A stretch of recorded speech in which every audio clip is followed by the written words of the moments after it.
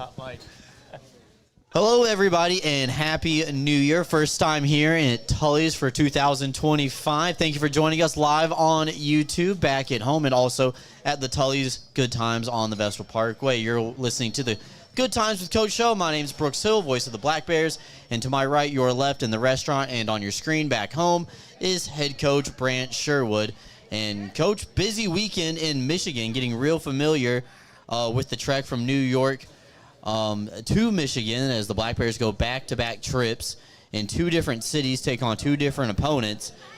And this past weekend, Black Bears took care of business, got 5 out of 6 points against the Motor City Rockers. That's right. And first off, I guess I would like to thank our bus driver, John Garcia, also known as Drock, for giving us a safe trip out there. So back-to-back weekends in Michigan. Boys were a little banged up, but we're starting to get healthy at the right time with 2 3-and-3s. Overall, though, this past week against Motor City, I really thought we dominated in all areas of the ice. Well, just looking over my stats that I keep during the game, I took some time to add up a very surprising number. In 2 games this weekend, the Black Bears managed to outshoot their opponents 103 to 56. It's almost a 2-for-1 there. It almost is, and I understood Saturday night the number was very high, 67 shots on goal. Most of the Black Bears have had in this season, just a couple short of the all-time record. What is it? What's the all-time? I believe the record 70 is or 72? 72 in the first year. But that's when the defense wasn't as good, across the league. And one thing I've noticed every single year being with the Black Bears is the defense and the goaltending has improved where – early on, first year, the Black Bears very offensive driven. But 67 number to beat this year. They did double up their opponents on Saturday night to 31. So 103 to 56 is crazy. In back-to-back nights as well. Those are some numbers that you don't see every day. We had the puck on our stick a whole lot of that game. So it was impressive to see. Our ozone rotations were phenomenal, and just having good puck composure down low at the half walls, activating our D. It was just we were truly a 5-man unit in the ozone this weekend. Well, one thing that I noticed, and unfortunately we don't have access to keep the track of the stats on the league website or while the broadcast is going on, but if you had to put a guess on it, how long would you say? Or what would you say your time of possession would be this past weekend? Because understandably, we're on the PK a whole lot, so Motor City's in control a little bit there. But I would say like 42 minutes of the game, like per night. Yeah, I'd say maybe 35 and. Between 35 and 40, which is awesome. Sometimes you don't have the puck, and there's a lot of 50-50 battles or races where you're not controlling the play. But, yeah, I would say, right around 40 or something like that. Do you have a stat for that? I do not. I wish I did. I know you it's a good one. You get the Instat analyticals, and I didn't know if that is kept on there. I know it has time on ice. We had 74 shots on the Instat, too, so that would have beaten the record. But I don't know how accurate that is sometimes. Sometimes our off-ice officials are more correct than the computer. So, yeah, that's for sure. And they take their job extremely serious. And we'll see them, along with everybody, back at home this weekend. Black Bears will host the Watertown Wolves Friday and Saturday night. Saturday night's the annual Hart Cup game between Binghamton Police and Fire. That game will start at 3:30. You can get $15 tickets online at Ticketmaster.com and use unlock code HEART, H-E-A-R-T, and you'll get a ticket to not only the Hart Cup game, but the Black Bears First Responders game, brought to you by our friends over at Five Beauties Home Decor. And it's going to be a very exciting post-game jersey auction. The jerseys are already posted online. When CJ Stubbs joins the show a little bit later on tonight, he's going to actually model off the first responder jersey for everybody. So really excited about that. You going to put them down the runway or make them strut of stuff? No, we're letting them sit down, and we're just, maybe we're giving them a little spin in the swivel chair and let people see the back. Give them a little spin. But very exciting. So if you want to bid on CJ's jersey, make sure you have a ticket for Saturday night's game. and register for the post-game jersey auction on Saturday at the information stand. So I wanted to make sure I got that plug in there in the first break. But also, since the last time we've been here at Tully's, and due to, the holiday vacations, illnesses, all that stuff. All that in a bag of chips. So it's been over a month since we've been here, so a lot has happened, during the Christmas, the New Year's holiday. So our start with Christmas, and what was Christmas like in the Sherwood household within the first year of marriage?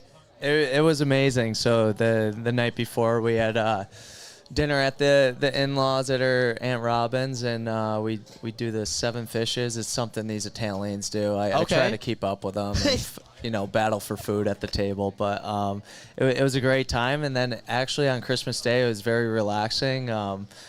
We got a new cat, so we added a new member to the family. So we got to introduce Tucker and Felix, and they had a couple scuffles around the house. They squared up at the center dot there, and went at it. But now they're becoming buddies, and we got a nice little family down in Philly. That's awesome. So you were able to go back to Philadelphia, and spend some time. And then That's good. And then I leave the animals with Gemma, and she just becomes a zookeeper down there.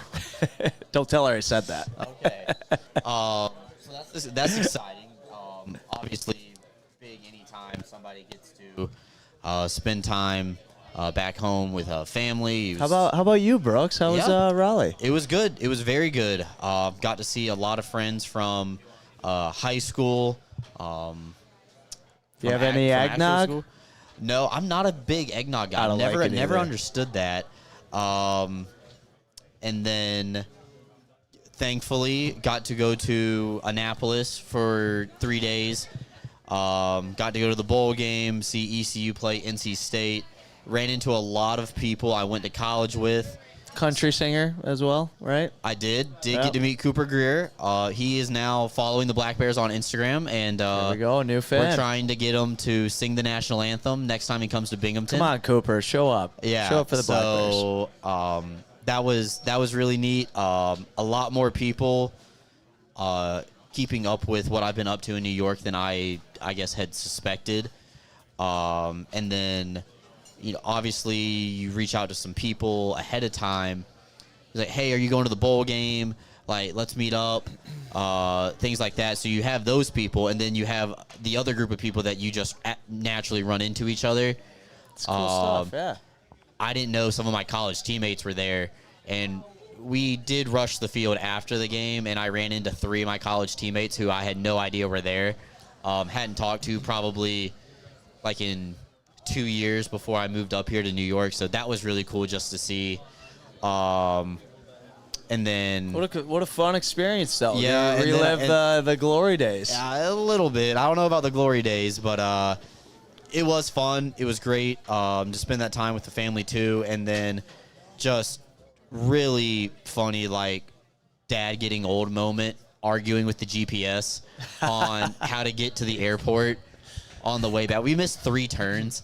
And we just pulled off on the side of the road, and everyone's family fun. Yeah, and everyone's like yelling at each other. It's like, well, like, how come we didn't do this? Or like, how come it said to do this? And I was like, we're using the wrong app. Like, we got to get in the CarPlay sense of things. But you know what? I guess when you're retired, like my dad's, like, Drock and I run into that on the bus sometimes too. Yeah.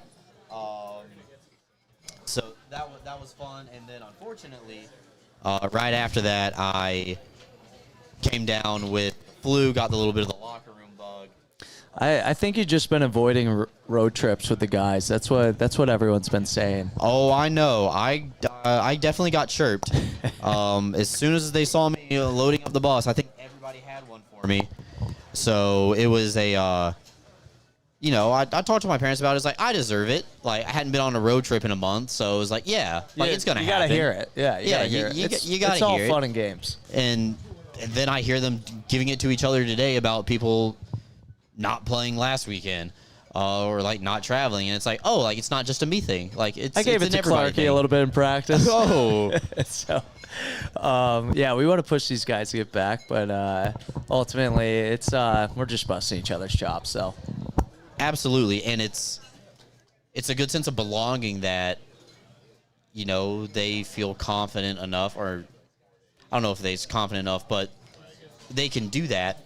yeah, And I understand that, I know where it's coming from, and it's not like a total stranger thing. it's good brotherhood we got going.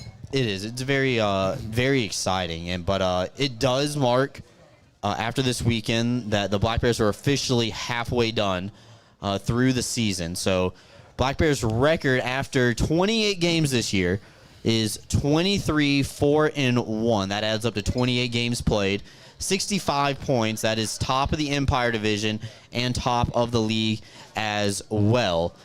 They were top of the league, top of the division last year. The halfway point, they were not top overall. Columbus was the number 1 overall seed last year. The halfway point, but wanted to get your thoughts. We're 28 games in, 28 left to go here. What are some of the thoughts? I know you had a captain's meeting today. What are some of the things that you're talking about that has happened this year, and things you're looking to build upon come this final half of the season? Yeah, I'm honestly extremely satisfied with our team's play, and it's really starting to come together where we're working in 5-man units. You got to see it on Friday and Saturday, but overall, we just got a really balanced group, very resilient. We really haven't had the same lineup the entire year, which is tough to do, whether it's due to sickness, injuries, suspensions. These guys just seem to step up and recognize their role. Yeah, we've had a really good top 6 and top 4 as our deep pair in lines, but the guys that are coming in to fill in for the betterment of the team, they're just handling their roles so well. When they're out of the lineup, they're not pouting. They're cheering on their guys, and when their number's called, they step up to the plate, and you really can't ask for much more. Ever since last year, this just become a well-oiled machine, and it's through and through. We're balanced from the ownership, front office, hockey ops, down to our players. It's just everyone's on the same page, and we all just want to win. Absolutely. Something that nobody has done FPHL history since they rebranded from the original league name has gone back-to-back. Obviously, it's the goal of the Black Bears. I know one thing that you talked about at the beginning of the season is you would love 40. Would love to get to 40 wins. I remember that. I do too. So, right we now have an you're opportunity 23. to do so. Yeah. And, I would like to see us be a little healthier, coming up. And we have That a was really my New good Year's resolution. We have a Be really healthier. good home stint in February, so I like to think we take care of business at home, but we've been handling it on the road as well. Some games a little bit more difficult than others, but yeah, we have an opportunity to get 40 wins, and that would be so impressive and hard to do at any level in pro hockey. Yep. That would be well over 50% of the games for the Black Bears this season. So they're at 23 right now. Coach Sherwood's goal is 17 more. Doesn't have to stop there. He did just mention an interesting little tidbit. Every game the Black Bears play in the month of February will be a home game. So February 8th is now a home game for the Black Bears against the Venom Hockey Club that also plays in Hudson Valley. So neat little tidbit right there, and I'm going to make sure I say that a couple times on the broadcast Sunday on the road. So every home game in every game the Black Bears play in February is at home. Now the Black Bears do not play every Friday, Saturday in the month of February. There are some weekends where they're only playing one game. So make sure to check the online calendar, binghamtonblackbears.com, and grab your tickets ahead of time. Avoid the lines. There's going to be another specialty jersey on February 21st against the Motor City Rockers. So that's the next big specialty jersey night after First Responders coming up this week. So Black Bears are going to get very comfortable inside Vision Veterans Memorial Arena, and very exciting. One thing that also has happened since the last time we were here at Tully's, Black Bears went outdoors and got to have a practice outside. Tell us a little bit about that, because unfortunately I was sick and I was not able to go. So tell us about the outdoor practice. Well, we'd just like to thank the Pierces up at the farm and what they provide for the community and Broome County High School. It's truly amazing. It's a magical place, and the Christmas season wasn't over after Christmas, that's for sure. We didn't have ice available at our arena due to the big basketball tournament. Yeah. So instead of going over to BCC, we decided to do a little outdoor skate at the farm, and just everyone was smiling ear to ear. I don't see Yates too happy at practice some days, and this guy was lights out that day.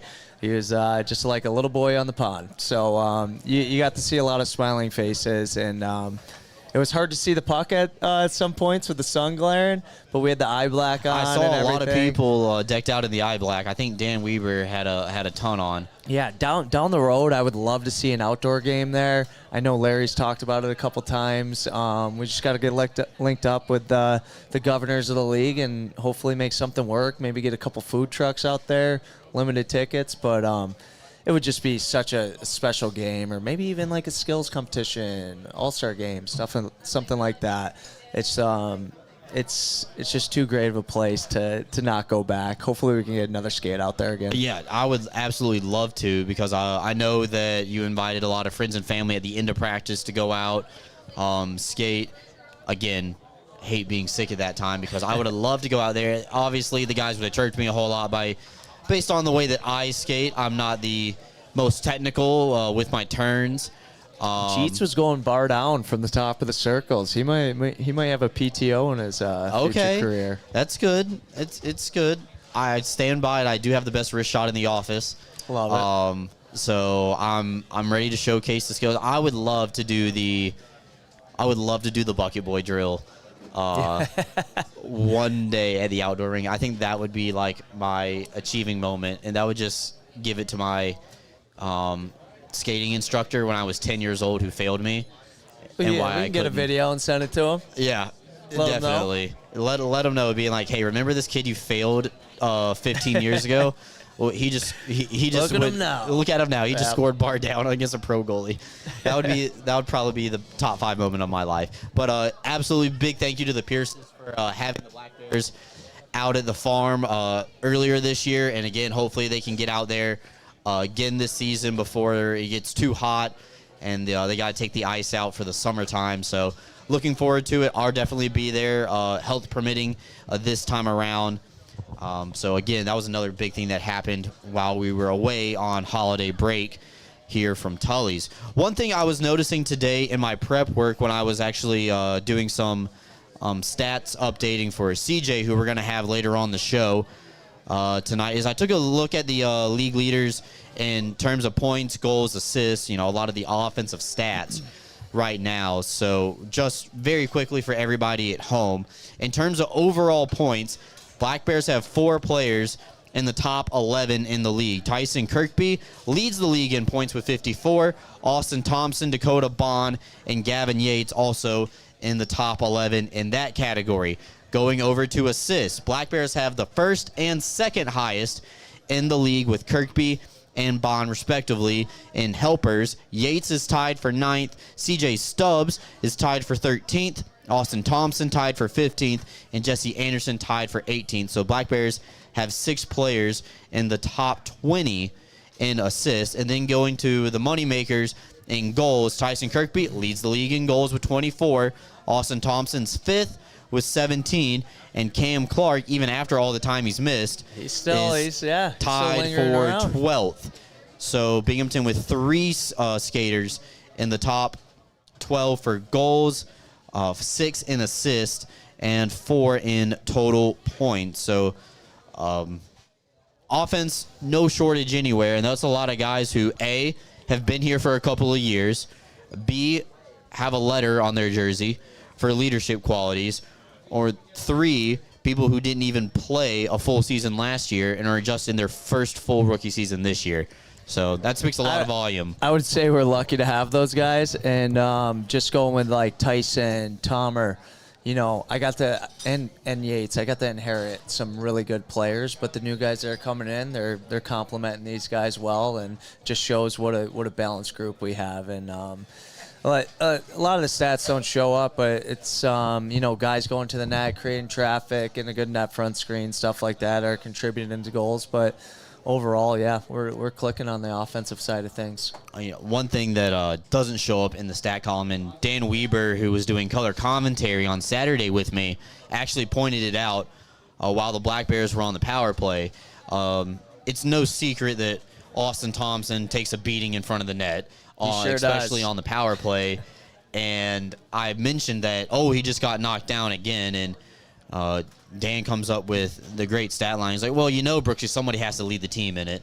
And Tomer is afraid to team in cross checks to the back. Yes. That's why he's in the trainer's room a lot, I think. He's always getting adjusted by Dr. Dan, who helped us out with his chiropractic skills. And,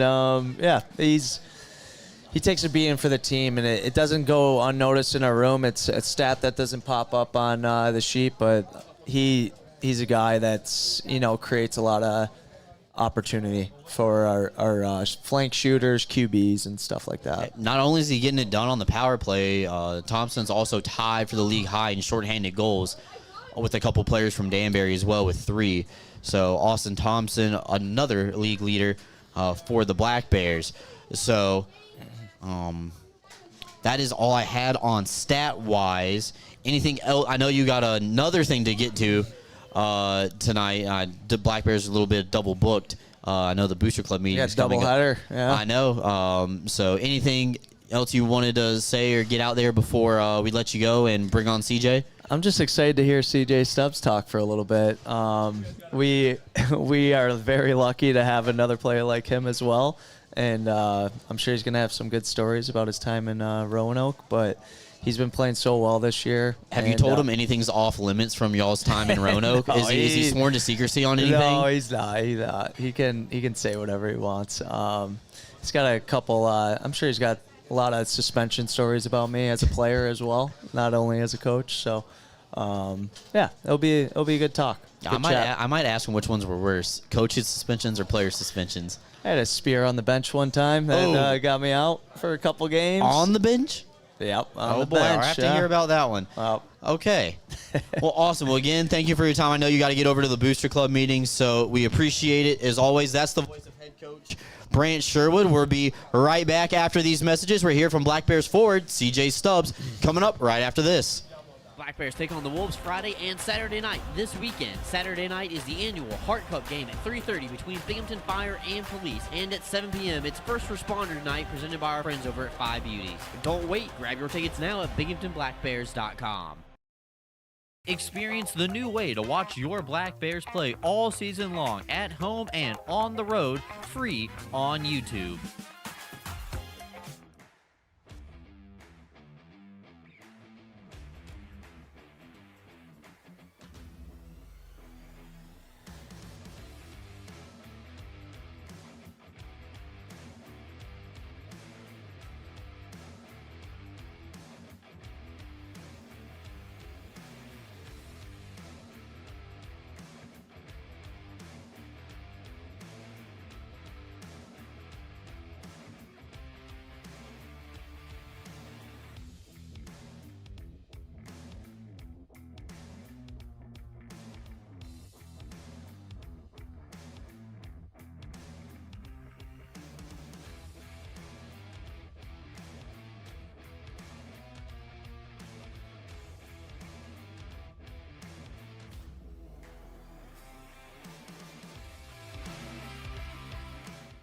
Black Bears take on the Wolves Friday and Saturday night this weekend. Saturday night is the annual Heart Cup game at 3:30 between Binghamton Fire and Police. And at 7 p.m., it's First Responder Night presented by our friends over at Five Beauties. Don't wait. Grab your tickets now at BinghamtonBlackBears.com.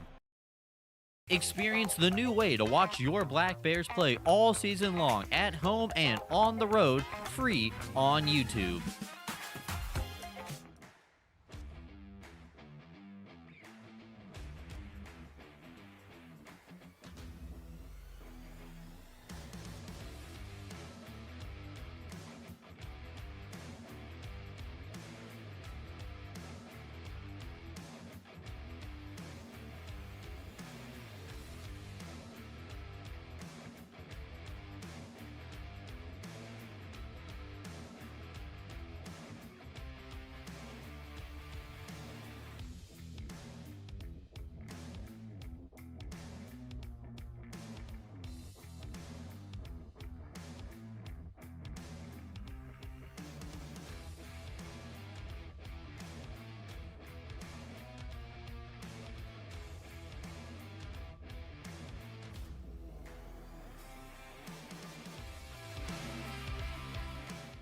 Black Bears take on the Wolves Friday and Saturday night this weekend. Saturday night is the annual Heart Cup game at 3:30 between Binghamton Fire and Police. And at 7 p.m., it's First Responder Night presented by our friends over at Five Beauties. Don't wait. Grab your tickets now at BinghamtonBlackBears.com. Experience the new way to watch your Black Bears play all season long at home and on the road, free on YouTube.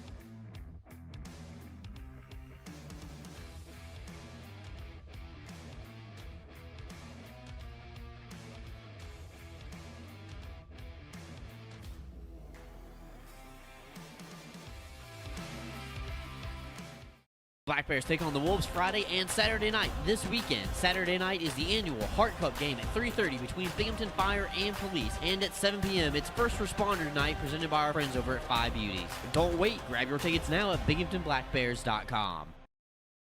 Experience the new way to watch your Black Bears play all season long at home and on the road, free on YouTube.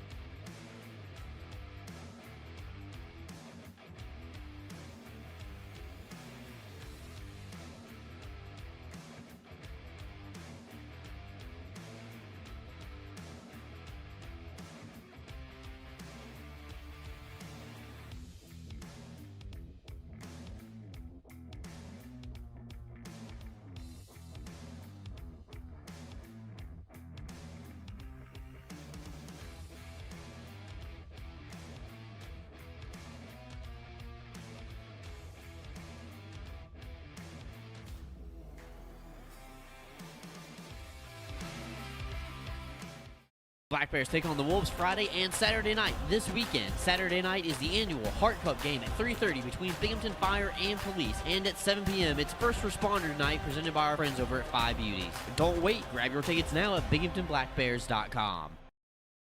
Experience the new way to watch your Black Bears play all season long at home and on the road, free on YouTube.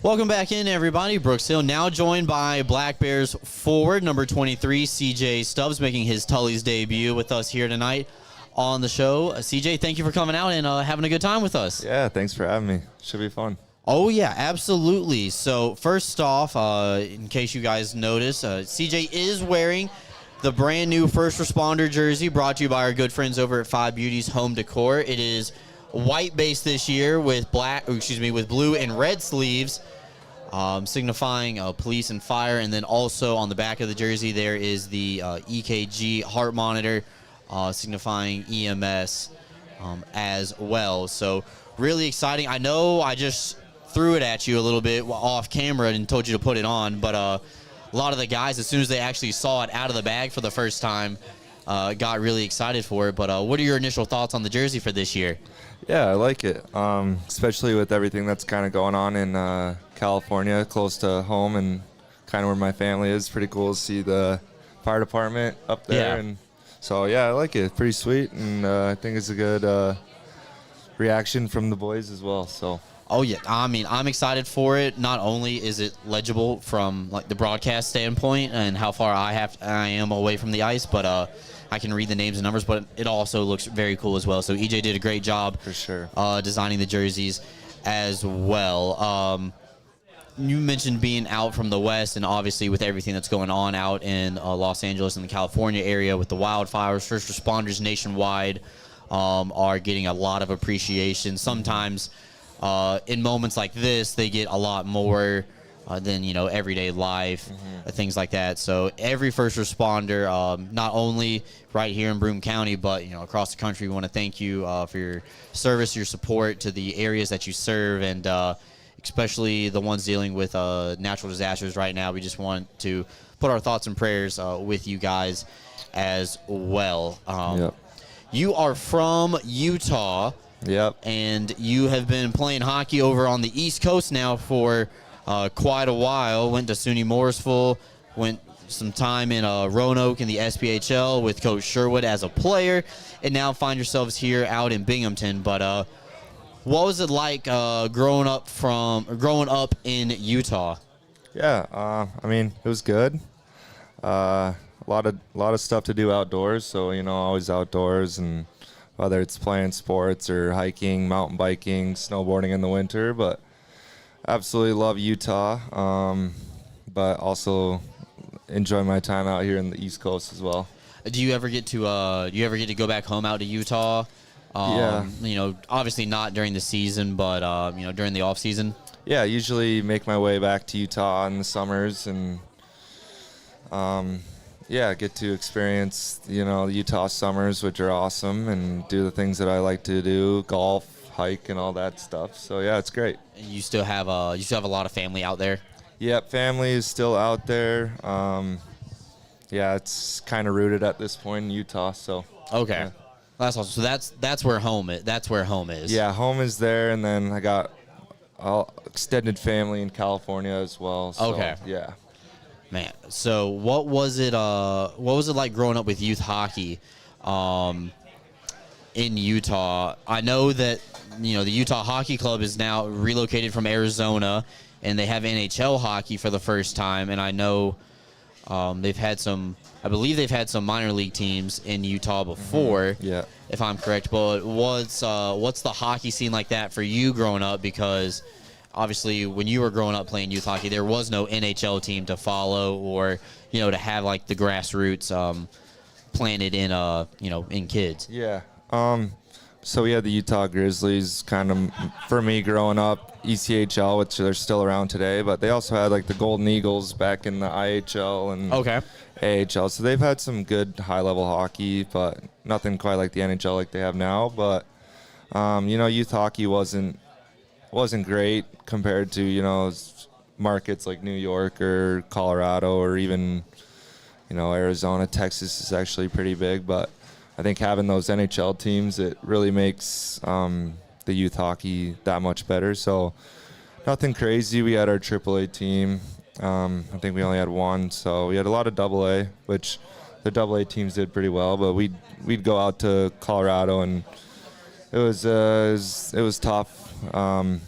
Not winning too many games, but we also had a lot of good players in Utah that kind of made their way out of Utah to play youth hockey, and that's kind of a way for them to strive forward and play like better Division I. But I think right now it's getting a lot better. So. I know what you mean about that.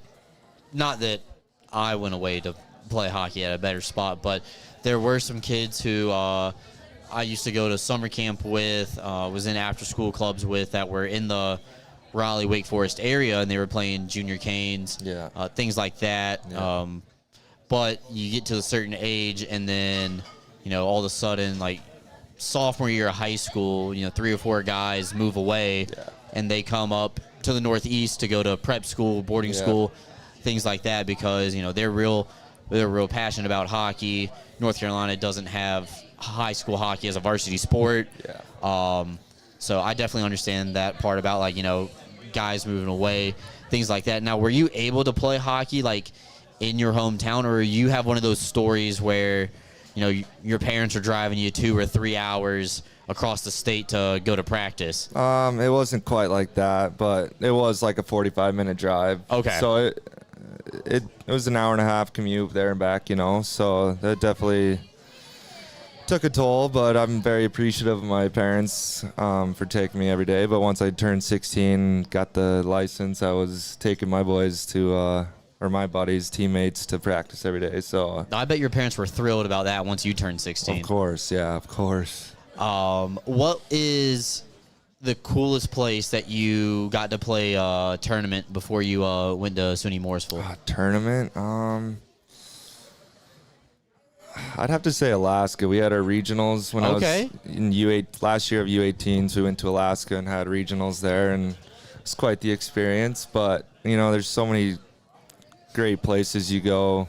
I mean, from Utah, we'd been to Boston and New York, Michigan. I've been to all 50 states, and a lot of them are because of hockey. So I've experienced a lot of unbelievable places, but I'd have to say Alaska is probably the sweetest. So I'm still trying to wrap my head around Alaska being the regional spot. I know. For your team in Utah. It was actually when I played in Vegas. Really? I played in Vegas my last year, U18s, because they played in the Tier 1 Elite Hockey League, which is, as they say, the best AAA, league in the nation. So definitely getting some exposure there. So, yeah. Okay, still wrapping my head around Las Vegas, Nevada, going to Alaska. Weird, I know. For regionals. Okay, so obviously after U18, you start to go through the process, and a lot of people now faced with, right after high school is, do they continue on through juniors, or do they, go to college? Yeah. We know you ended up at SUNY Morrisville, but was there a little transition period of still playing juniors after U18? Yeah, so last year, U18s, after Vegas, I went to Hawkesbury and played 2 years in Hawkesbury in the Central Canadian Hockey League. Okay. It's kind of borders Ontario and Quebec, so it was a little French-speaking town, which was pretty cool. But did you learn any French? Not really, no. I was going to say just the swear words. Exactly, the swear words and we and maybe some colors, but that's about it. Okay. All right, so you, along with Jesse Anderson, Chris Mott, Cam Clark, Caden Henry, all went to SUNY Morrisville, and I know you guys weren't all there at the same exact time, but obviously this year that is the most represented university within the Black Bears organization. After juniors, what was your recruitment process like, and what ultimately led you to go to Morrisville?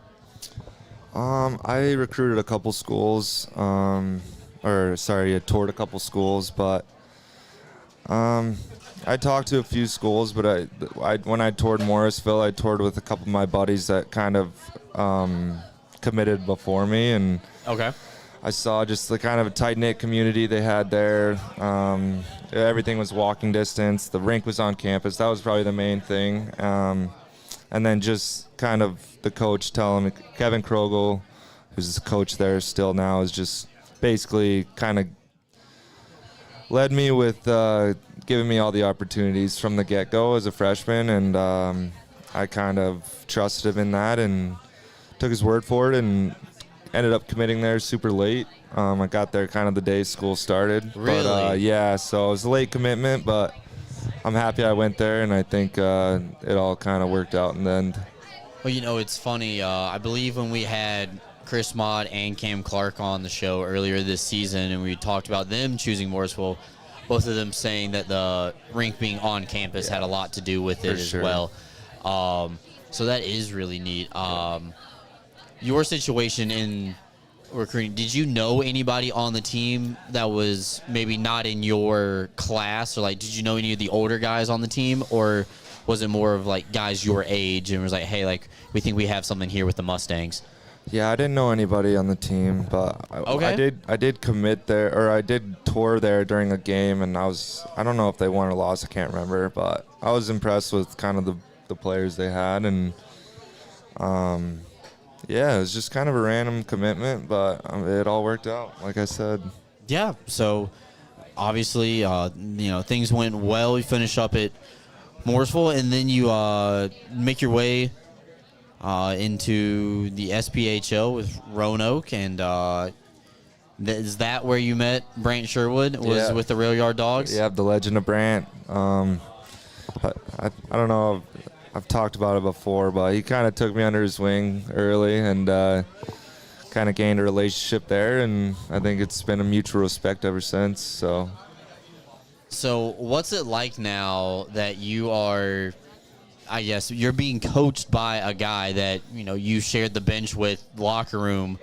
I don't know if you guys were line mates with each other. We were, yeah. So what's that like now? Because I have to imagine that obviously you have respect for a teammate a certain way, but now that he's your coach, I feel like that has to change a little bit. Yeah, there's definitely a different dynamic there when it comes to that. But from the start, I looked up to him from my rookie year in Roanoke. So there's always been I kind of looked up to him and I respect him a lot, and I think that's kind of the same that it is here. We've talked, and he knows I've got a good hockey mind, and I feel like I feel like he's got a great hockey mind as well. So we kind of more work together than against each other. So if he has something to say, I listen and, take what I want from it. But no, he's a great coach. And I'm happy to be here, and I'm glad he kind of took me in. So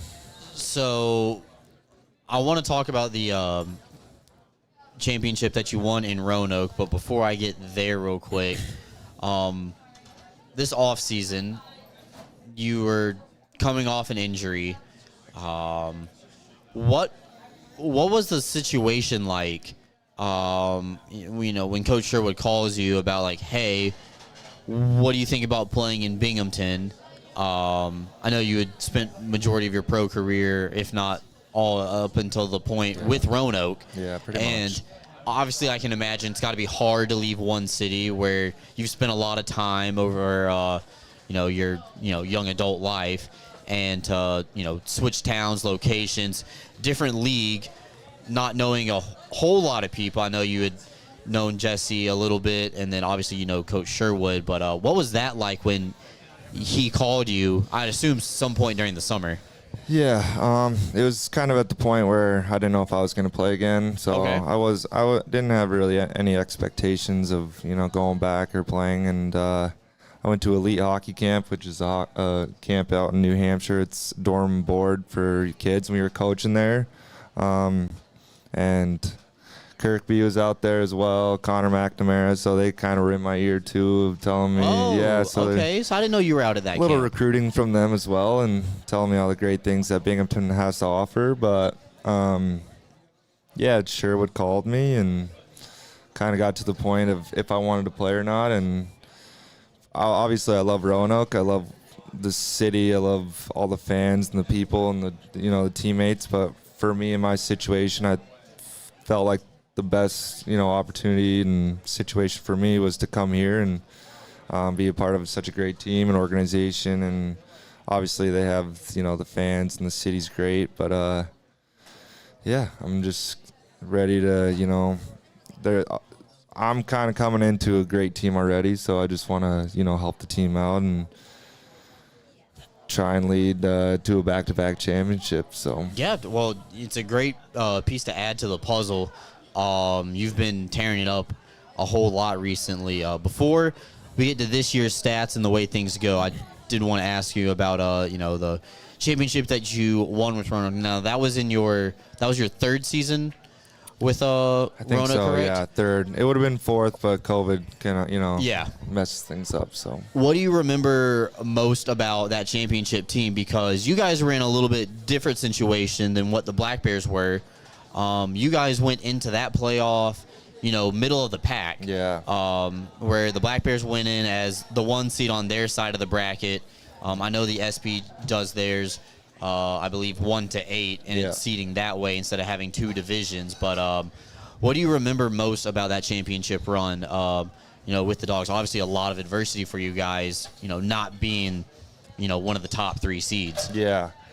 For us, seeding didn't really matter for us, but because the year before when Brant was on the team, we kind of snuck in as the 8th seed. So, and we played against the number 1 seed, they had the best SPHL record ever. I think they had like 42 wins out of 56. So we go into their barn and smack them around a little bit and win in 3, and then we play the 2nd seed, sweep them, and then we play. Obviously, if people know anything about the SPHL, we play against Peoria, the 3rd seed, who's kind of runs the league for the most part. So we had to play against the 3rd seed, and they beat us in Roanoke, game 4 in OT, and that was tough for us. And leading into the next year, we kind of ran with that. It was our motto is unfinished business, and that was something that kind of really stuck with us from day one. We were hungry for it, and all we had to do was really get to playoffs, and stuck with that same mentality. We were hungry, and we beat Peoria in the semis, and that was kind of like all right, we got past them. Now it's in our hands at this point to lose, and took them to game 4 and beat Binghamton at home. So it was kind of fitting in OT, so kind of pretty full circle at that moment. So it was pretty special. Yeah. That's awesome. So I know that a couple times when we're on the road, I pick Brant's brain about it.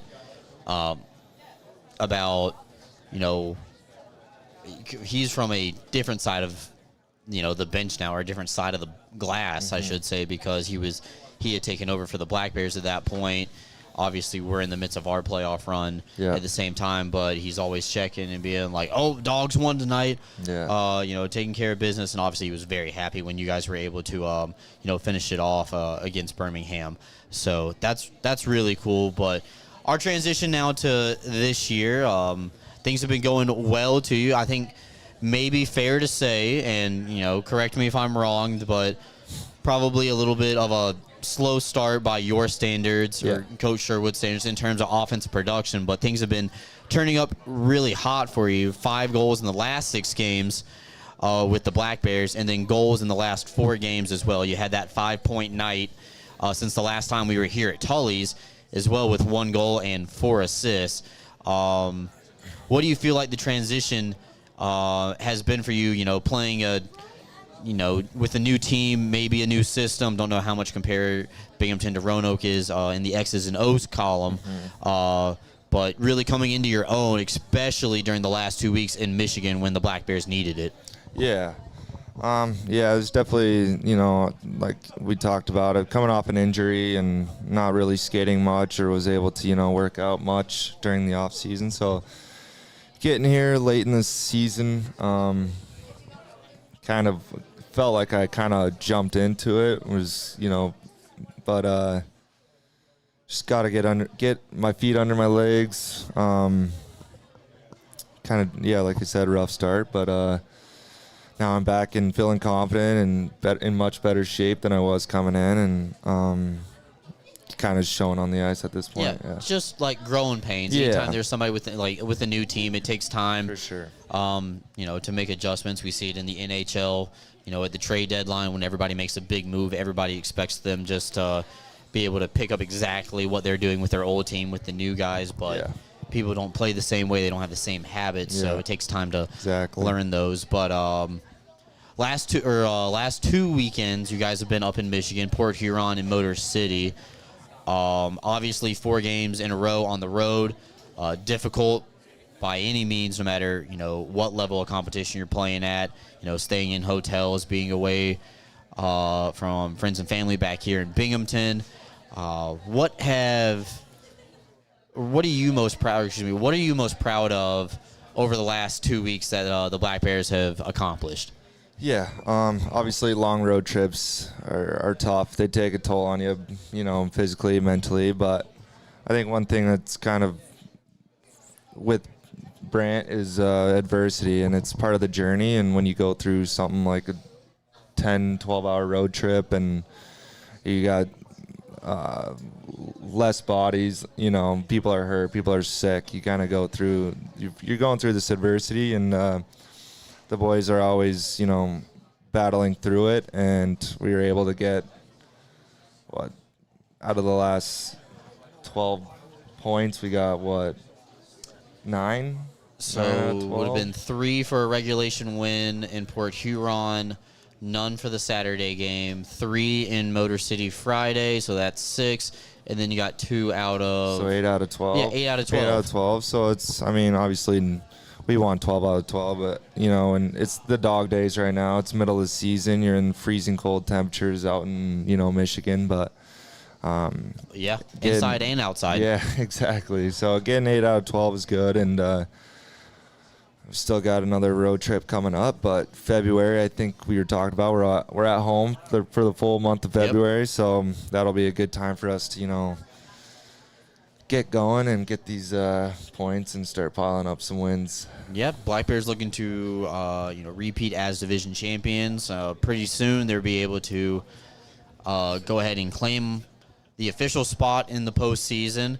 I think everybody can imagine at this point that is going to happen, but you just have to wait for the numbers to get official, and then the real race to track down the division title, get the 1 seed on the Empire side of the bracket, and then obviously push for first overall and get those 40 wins that Coach Sherwood was talking about earlier. Was the regular season goal for Binghamton. Something Binghamton has not done is lead the league in regular season points, so they're definitely trying to cross that off their list this year. CJ, thank you for taking some time with us here on a Tuesday. A great job, and we'll see you out there on the ice Friday and Saturday this weekend. Sounds good, Brixie. All right, so that is the voice of Black Bears forward CJ Stubbs. We'll take a quick timeout, wrap it up, and we'll be right back after this.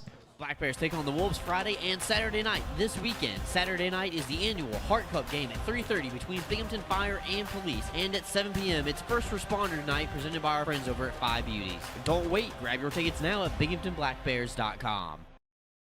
Experience the new way to watch your Black Bears play all season long at home and on the road, free on YouTube.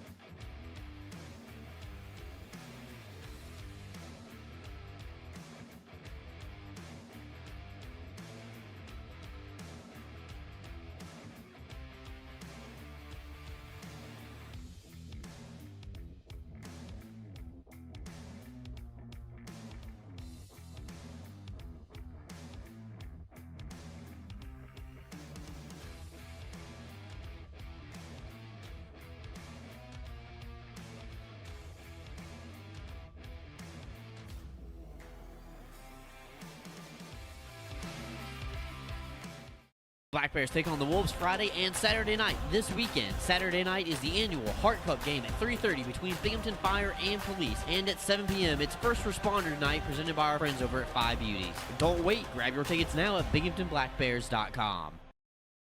Experience the new way to watch your Black Bears play all season long at home and on the road, free on YouTube.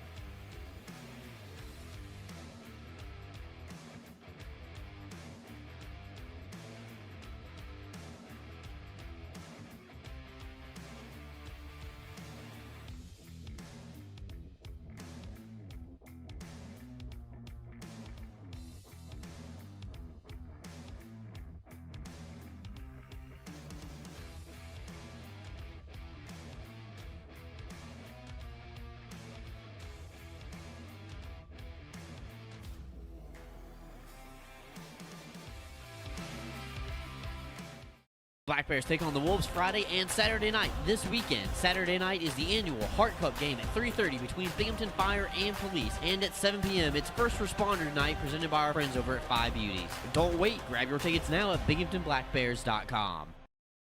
Experience the new way to watch your Black Bears play all season long, at home and on the road, free on YouTube.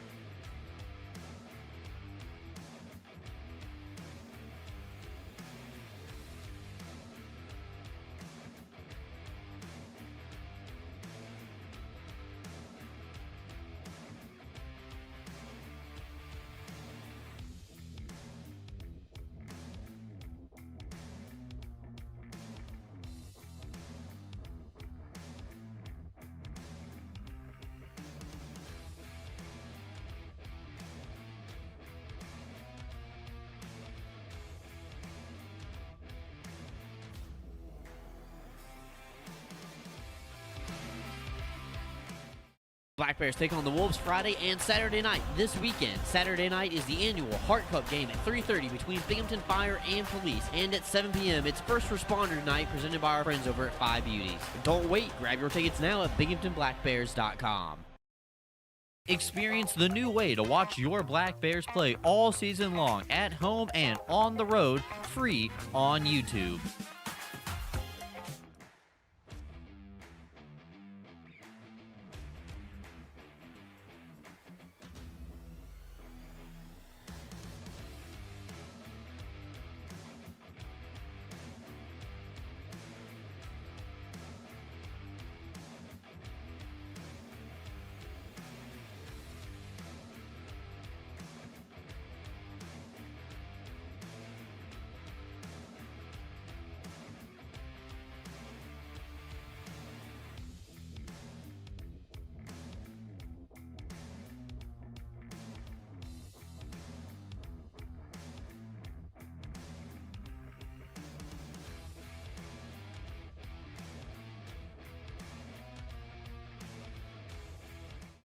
Big thank you to head coach Brant, Sherwood, and CJ Stubbs joining me on the show once again here tonight at Tully's, first one of 2025. But the second one is coming up on February 4th at 6 p.m. right here at the Tully's on the Vestal Parkway. Again, that is February 4th, Tuesday, 6 p.m. right here at Tully's. We will not have one right after the Mississippi weekend due to travel from the team, since the Black Bears do play on Sunday afternoon, and that is a long commute back to Binghamton.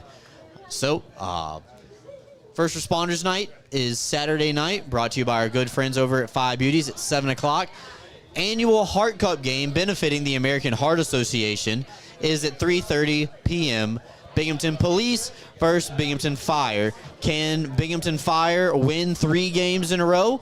Find out at the Vision Veterans Memorial Arena this Saturday. If you want to come to both games, you can get the best offer of the season, reduced ticket price for 2 games.